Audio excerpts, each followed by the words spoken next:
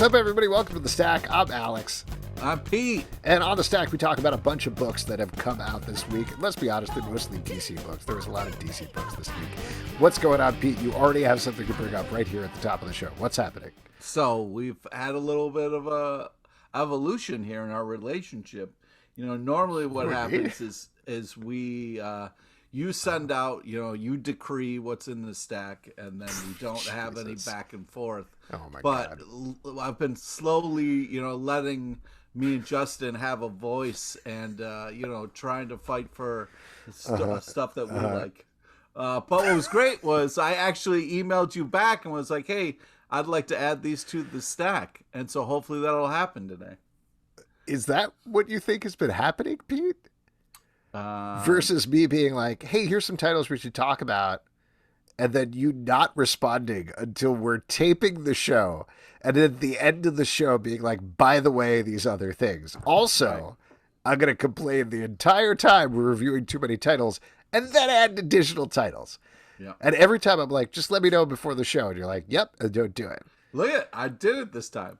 You did it. So you're growing. This is not on me. Don't put this on me. I'm saying we're both evolving. Maybe one of us more than the other. I don't want to point any fingers. It seems like all you do is point fingers. Oh my gosh. Oh, pointy, pointy, pointy. Yeah, exactly. Do you know who doesn't point fingers? Because he's so stiff in his costume. Batman 89, #1 from DC Comics, written by Sam Hamm, art by Joe Quinones. This is, as you can guess from the title, a continuation of the universe from the Tim Burton Batman films. So we're getting Billy D. Williams as Harvey Dent and a couple of other people. Michael Keaton, sort of, as Batman. What do you think about this? This is a highly anticipated comic. Actually, let me take a step back because I find that we sometimes disagree about these things. What do you think of the Tim Burton Batman movies? I love the first one. I thought it was really unbelievable. Wow. Yeah. I love the second one. Wow. We're very different people. Yeah. Yeah. Have you watched Batman 89 recently? No. Okay, it doesn't hold up because that was one of my favorite movies for a very long time. Yeah. If you watch it again now, it's T-shirt back in the day. It's Michael Keaton's great, but it's very slow. It goes in some weird directions.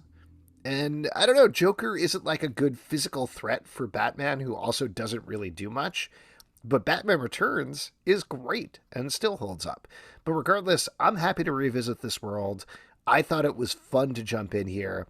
I want to see more of it. Like, I'm excited to read the second issue because it really feels like it gets to the plot of this movie as a comic book or whatever it's going to be at the end of the first issue.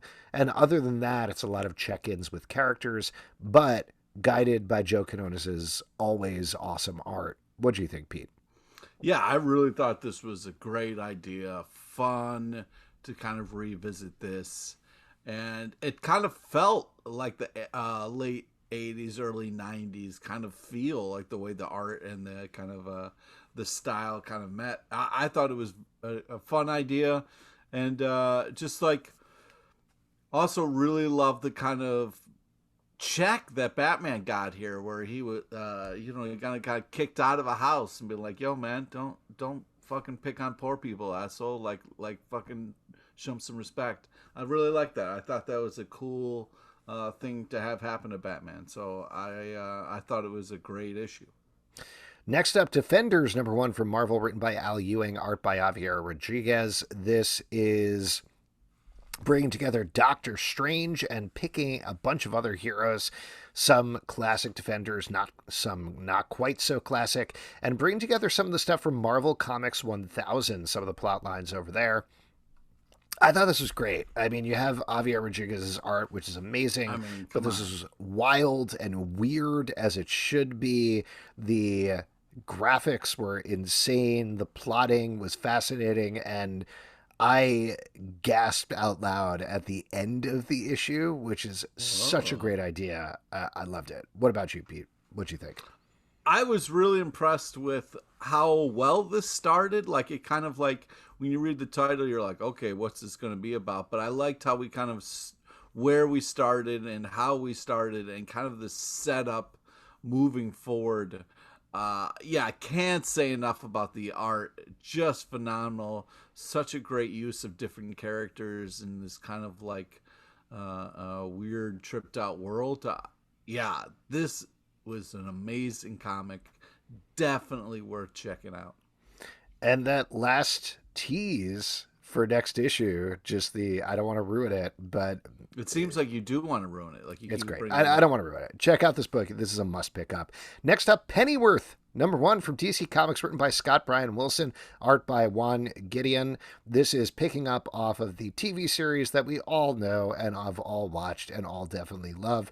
But this is jumping through multiple timelines of Alfred Pennyworth as he is an MI5 agent, as he's picking up later when he is a butler. Pete, you love Alfred. What did you think about this book? Huge Alfred head. Yeah, I thought this was fun. Kind of a spy Alfred book. He's like alive, the isn't he? backstory. He's alive. Yeah, Isn't that enough for you? Yeah, exactly. He's alive. That's all I needed.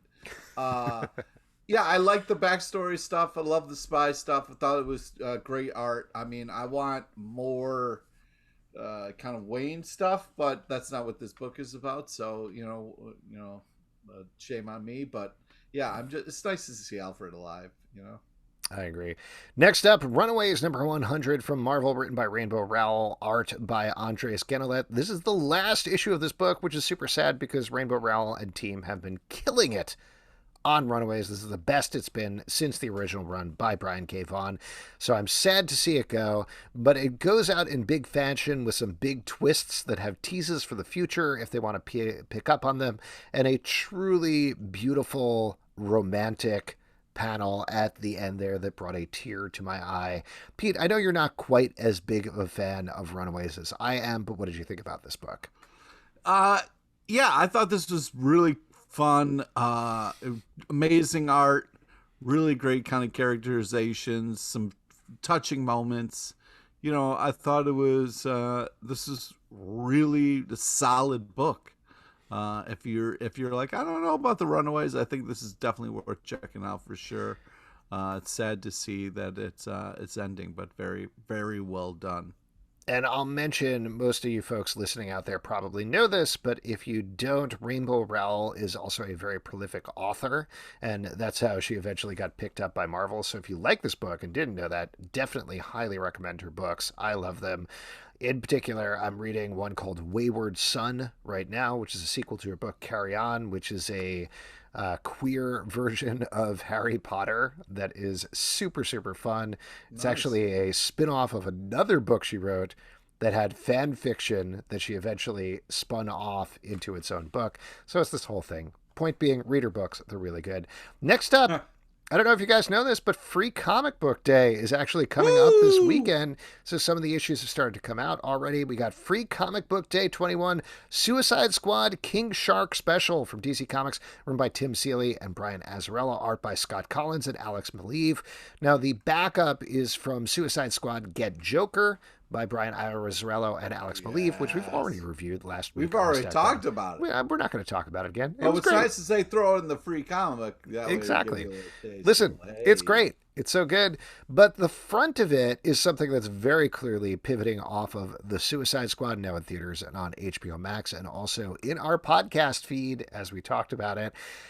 This is the King Shark pretty much from those books. There is a character who is not Ratcatcher 2, but looks exactly like Ratcatcher 2. I assume they couldn't use her in continuity for whatever reason, but it's so clearly spinning off of the movie. Given that we really like the movie, do you think it translated to this book? Yes, I thought it was a really fun team up and unbelievable art. I thought it was great. And plus it's free. You should check it out. And you like Tim Seeley. You're a big fan of the Tim Seeley. Tim Seeley's got a great sense of humor. That guy knows how to write. He does. I Like the setup here, really started to like it when it got into the concept with King Shark. Scott Kolins' art is always really good. He's one of my favorites. So this is very fun. Definitely pick it up this weekend. Next up, The Unbelievable Unteens, #1 from Dark Horse Comics, written by Jeff Lemire, art by Tyler Crook. This is another title spinning out of the Black Hammer universe books, but you don't need to know anything about it. This is a X-Men riff similar to the concept of Black Hammer. What if the X-Men forgot who they were? That's kind of what's going on here. I thought this was fantastic. As usual, every one of these Black Hammer books are so good and so unique. What about you, Pete? Yeah, I mean, first off, the art is phenomenal. When you pick this book up, it just feels so good. It's such great paneling and storytelling. I just love paging through this book. But yeah, it gets a little meta. I always think it's weird when the artist gets confronted by their creation. I don't know. Maybe it's a good problem to have, but you would love to be confronted by your creation. Yeah, you're sure. Kind of being confronted by your creation right now, Pete. That's weird. But yeah, I just think it's gets a little meta, but it's still pretty amazing. I thought this was really good. Definitely check this out, regardless of whether you have checked out the rest of the books. And now we are going to move forward and pay some of the bills, thanks to this week's sponsor. Attention, listeners across the galaxy, all the way from Australia to Houston. Do we have a pube problem? If so, our friends at Manscaped have cleared you for takeoff with their 4th generation and brand new Lawnmower 4.0. Kick your pubes to the next planet with the Performance Package 4.0. The orbits in your pants will feel like you're in zero gravity when you use the best tools for the job from the leaders in male grooming. Join the 2 million men worldwide who trust Manscaped and get your rocket ready for takeoff by going to manscaped.com for 20% off, plus free shipping. Not 3 shipping. You're not going to get it 3 times with the code FANSIDED20. Sorry about that, Pete. Inside this package, though, you will find the Lawnmower 4.0 trimmer, Weed Whacker ear and nose hair trimmer, Crop Preserver ball deodorant, Crop Reviver toner, Performance boxer briefs, and a travel bag to hold your whole solar system. Wow, it sounds nice. It sounds really nice. Now, Pete, you have the Lawnmower 4.0. Have you been having problems carrying it around with you as you go?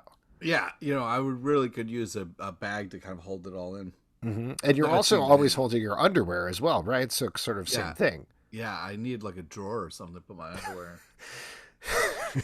But I would like to say, though, that you at the beginning of this, you said from Houston to Australia, there are other people. Mm-hmm. I just want to give a shout out to those people listening in Canada right now. Maybe there's people down in New Orleans, maybe people on the west. Well, here's the thing. You don't know which way I was going, Houston to Australia. You don't know if I was going westward or eastward, so we should probably clarify that first. I just didn't want to just narrow, exclude people. I really want. It was westward. I was very specifically excluding New Orleans. Oh, that hurts. It does. But it doesn't hurt is using the Lawnmower 4.0 trimmer. Which is nice. That's what you want out of a ball trimmer. You want something that's not going to hurt or pull or do anything weird. And then you got a light so you can see what you're doing, which seems like, oh, why do I need a light? But once you have the light, you're like, oh, this is nice. Yeah. And you're like, oh, I lost my keys down there. Wow. I don't know how anything works. Get 20% off plus free shipping with the code FANSIDED20 at manscaped.com. That's 20% off plus free shipping with the code FANSIDED20 at manscaped.com for a clean trinity and beyond.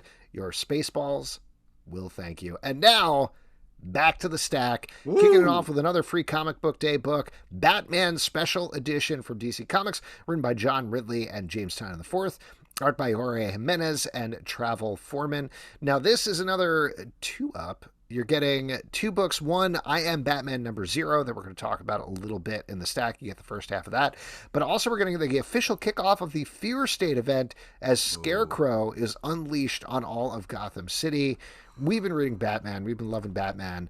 What'd you think about this story in here? I liked it. I mean, Batman losing his shit, very cool. Amazeballs art. I'm glad we got a little touch of the I Am Batman fun. But I really appreciated the Fear State breakdown. Thank you very much for that. I'm very it's nice to have it kind of like all laid out for you, like they do. A checklist. Yeah. Well, it's a lot of books. It's more than a checklist. If it kind of really breaks, It's a friend. It's not just a checklist. Yeah. It's like the best man at my wedding. Oh, wow. Your poor brother. Yeah. Anyway, yes, this is very good, and again, it's free. Let's move on to Six Sidekicks, number 3 from Image Comics, written by Kyle Starks, art by Chris Schweizer. This is continuing a bunch of sidekicks from different TV shows trying to solve the murder of a, oh my God, Chuck Norris. Chuck Norris. Yeah, Chuck Norris type character called Trigger Keaton. In this issue, we're meeting his female sidekick who starred on a... not really Star Trek. What was the show that, what's his name, who played Kevin Sorbo? Why can't I remember anybody's names? Kevin Sorbo's like off-brand Star Trek. Was it Andromeda or something like that? Sure. Whatever it is, it feels like that sort of show.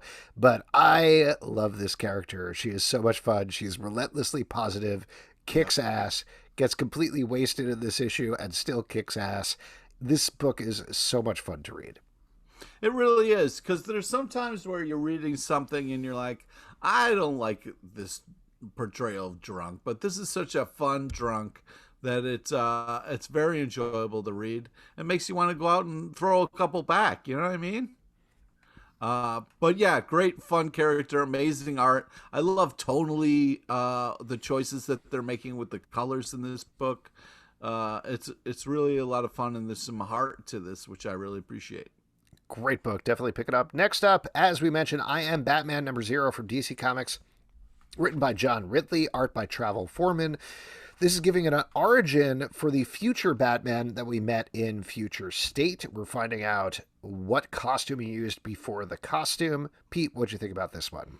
Well, see, now this is labeled a zero issue, but it really feels like it's a number 1. Like, I don't like this being a 0 issue. This gives you so much in this book. I was really impressed with all that you got in this, and I would call this a great first issue and not a 0. Do you think 0 issues are like, and nothing happens? Like they just kind of toss it out there, like make sure nothing happens here because this is a lot of times 0 issues is backstory and setup. Sure. And they're like, here's this character, this is what they're about, this is where the You're describing a first issue, Pete. No, I'm not. You're also describing this issue because here's the character. No, but they did it in such a great way and gave you so much. It's so much more in a 0 issue. This is very fun, regardless of what Pete is saying. I enjoyed this as well. Check this one out. And hey, go to the Batman Free Comic Book Day special. If you're not sure, you get the first half of the issue there, and then you can be sold or not. Maybe just go into your comic book shop, get the Free Comic Book Day special, and then say, hey, I already read the first half. Can you just sell me the back half of I Am Batman number 0? And then show them the ripped back half that you did at the stand. And they'll be like, absolutely, that's how sales work. It's the same thing when you're trying to get like a shirt half off. You rip it in half, and then you bring them the bottom half. That's not how things work. It's a nice tube to cover your belly. The Silver Coin, number 5 from Image Comics, written by Michael Walsh, art by Michael Walsh and Gavin Fullerton. I was very surprised to hear this is one of your most anticipated books of the week, Pete, because I feel like you've been very down on this because of how creepy it is. I love this one. I love the explanation of the silver coin that we get here, but why did you like it? All right, well, first off, we finally get the origin story of the creepiest coin of all time. Okay. So I was like, finally, great. Yes. Also very impressive that they did it at the end, at the 5th issue. You would think that would come a little bit earlier, but a tip of the hat to them. They told such amazing stories. They didn't need to give it to us until the end. But I also really loved the kind of creator in the back talking about it and sharing kind of like the thoughts behind it. I'm a sucker for that. I'm a sucker for it. It makes it so You were much fine with the issue, but you love the page of Michael Walsh saying, hey, great news. We did really well, and we're going to get more comics out of this. Yeah, I was very moved very by sweet. that.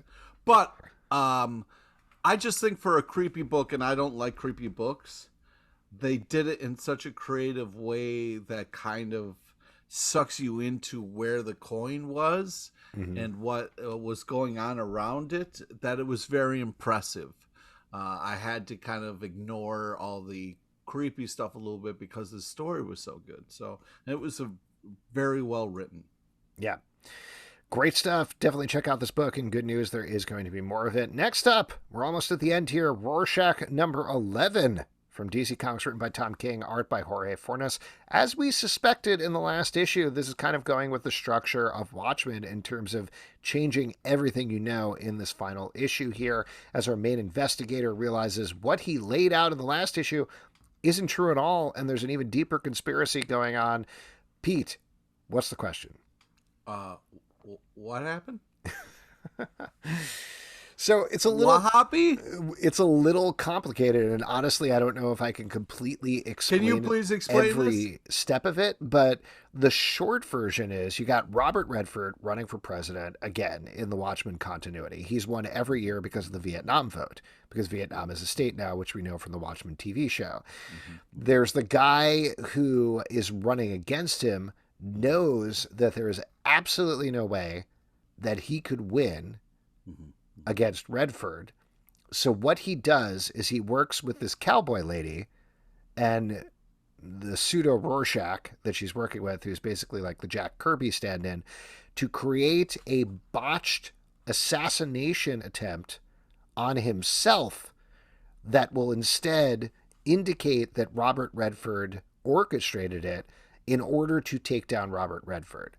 And what they did, though, in this issue, I believe what's happening here is the main investigator, whether this is true or not, is intuiting that not only did they do that, but they also gave him the clues so that he could figure out this conspiracy.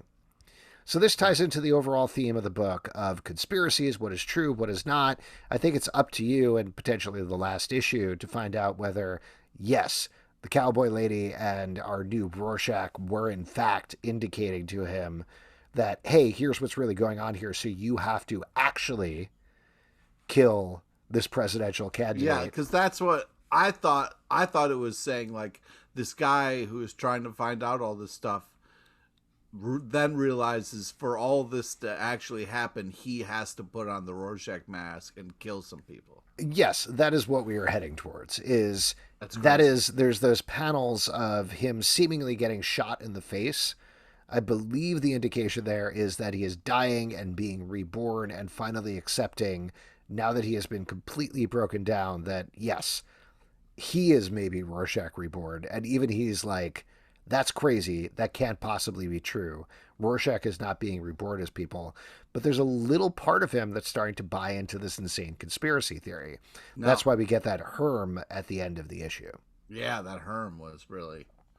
That was intense Herm there. Now, so let me just say something. So if, let's say you're a journalist, and I use that term very loosely. Oh, you son of a bitch. And so, like, you're working on a couple things, and these projects turn into being very big projects. And then you find out, like, the only way for your kind of, like, dream scenario to actually happen and to save your wife and children is you got to put on the Rorschach mask and continue this, kind of Dread Pirate Roberts thing with Rorschach, and you have to murder a couple people just to kind of keep your timeline going. Was there a question there, or was would you do that? Would I do that? No, I don't think I could ever murder people. Okay, well, all right then. You, Pete? Well, if it was going to save your family, you wouldn't even consider it. I'd consider it. I just don't think physically, if we're being 100% honest, no joking, I don't think physically I could kill a person. Oh, okay. Interesting. Because I've seen you push people in the traffic, so. Yeah, I mean, that was, so unconscious. It's funny that you keep it. I don't think I could do it, but yeah, I don't think I could do it, but maybe I could. Maybe I'd want to. Maybe once I did it, I'd have a hunger for death. It's got real weird fast. Anyway, this issue is very good. Definitely pick it up. I'm very interested to see how they wrap this up in the next issue. Next up, Ordinary Gods, number 2 from Image Comics, written by Kyle Higgins, art by Felipe Watanabe. We had a great conversation with Kyle Higgins about this on our live show this very week, which you check out in the Comic Book Club feed. But that aside, even though we're best friends with Kyle Higgins right now, what did you think about this second issue, Pete? Well, I was really impressed with this second issue. Here we go. Just This, because he was on our show, the book is great. Okay. wait, It was really good. I actually yeah, really I was liked it going to as well. say, you don't think this book is great? I mean, the art's unbelievable. The story really clicks into place here. What is happening in this issue, and it's a big like aha, like oh shit moment, and I think it's intense. I mean, Selbin, if you woke up on a cruise ship and someone was going to offer you the old red pill, blue pill type of thing, I mean, if someone said, Selbin, turns out you're a god, I'd say yes. you say, I knew it the whole time. No, if somebody asks you if you're a god, you say yes, Pete. How did I not see that coming? You backed me right into that. Yeah. You backed yourself right into that. I thought this was really really impressive. Second issue.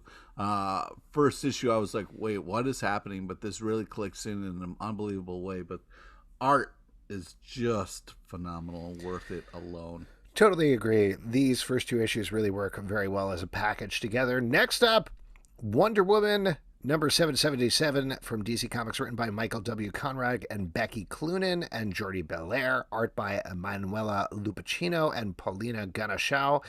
Jordi Belair and Paulina Ganeshaw are on the backup about a young Wonder Woman, but the front story is wrapping up, well, not this next arc, because I think it was just this issue, but Wonder Woman is tracking down Janice, sort of her evil twin, and finds herself in a universe where all of the genders have been flipped.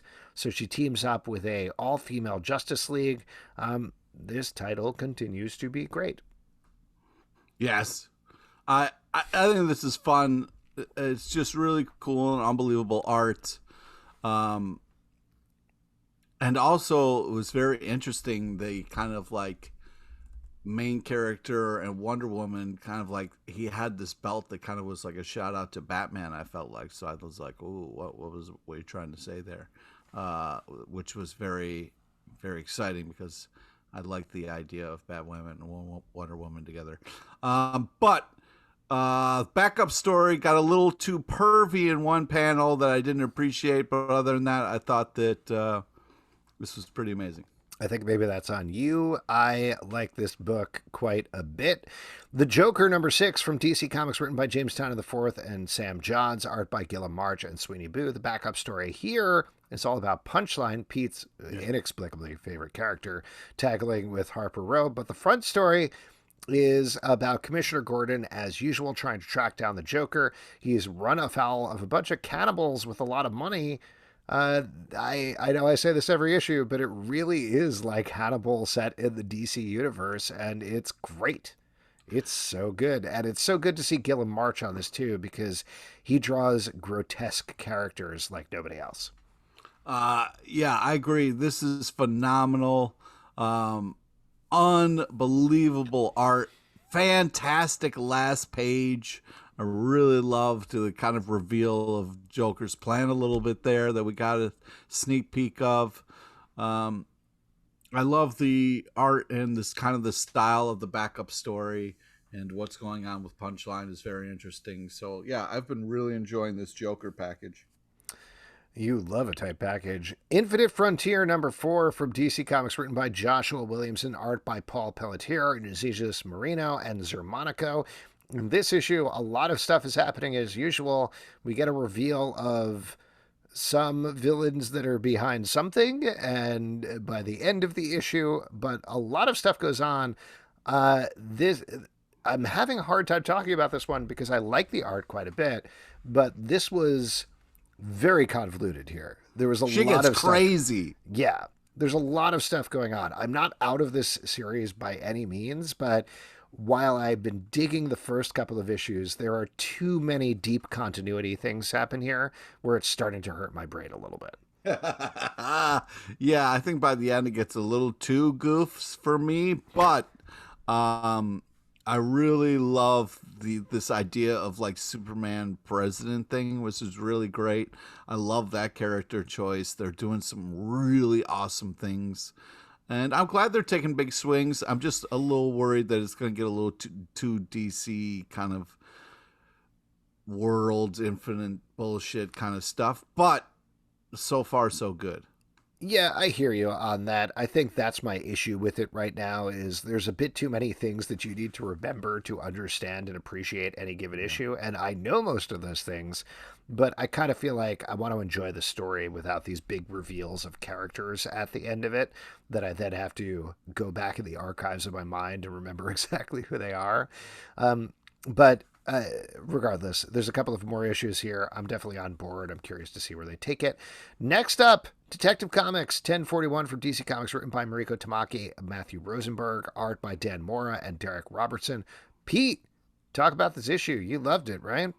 Oh, absolutely amazed, But I also wanted to shout out Jordi Belair on the art as well. I just feel like this is such a... Like, this is, to me, is such a great kind of like Batman story. The art almost has like a Jim Lee-esque vibe to it, but it has a little bit more like Sin City background and highlights, if you know what I mean. Like, I just feel like this is such a cool Batman story. It feels like this kind of like classic Batman story. You know, Bruce is kind of like down and out and Gotham, but he's still sneaky and tricky like the Batman that we know and love. But I just think that Mariko Tamaki is just absolutely killing this. I feel like this is so well written, and the backup Berkey just killing that as well. I'm just I just wanted to kind of give this book a shout out and say it's phenomenal. It is really fun. I am surprised you like this, despite the fact that Dan Mora, who also does the art for Once and Future, is not drawing a grandma in this issue, because I know how much you love grandmas. Yeah. But yes, really fun book. Next up and last up, Hardware, Season 1, Number 1 from DC Comics, written by Brandon Thomas, art by Dennis Cowan. Talk about this one, Pete. Well, first off, I love the art style, okay? It's got this kind of like liney kind of feel to it, which is really great. It kind of reminds me a little bit of like a 90s kind of feel. So I love the kind of like throwback but modern kind of take that it's doing. I really appreciate that. I think it's a solid first issue. I'm very happy with where this is like kind of setting things up and how it's doing it. And also it does this really interesting thing, which I really like. And we read so many comics, they always have some ideas or stuff in it, but there's this interesting thing where it talks about like the first time this guy felt alive, like really felt like connected with his father and like had this kind of like first moment with his dad at a protest. And I think that's such a cool, powerful thing to talk about. Like this thing of like, what's your first kind of like memory? When did you first kind of like come online as a human being? Like, what is your first kind of like big, like, oh shit, I remember that. So I thought that was like such a cool way in to start this. That I think is a great kind of a way to kind of bring people in, and I hope that a lot of people will check it out, because I think it's such a cool kind of concept and character. For me, that first moment hasn't actually happened yet, but I'm very excited to see it happen. Oh wow, okay. Yeah, someday, fingers crossed. Yeah, if you'd like to support our podcast, patreon.com/Comic Book Club. Also, we do a live show every Tuesday night at 7 p.m. to Crowdcast on YouTube, iTunes, Android, Spotify, Stitcher, or the app of your choice to subscribe, listen, and follow the show. At Comic Book Live on Twitter, comicbookclublive.com for this podcast and many more. Until next time, we'll see you at the virtual comic book shop. Thanks. Join Alex, Justin, and Tony Bucket. Every Tuesday night, once a week, that blows your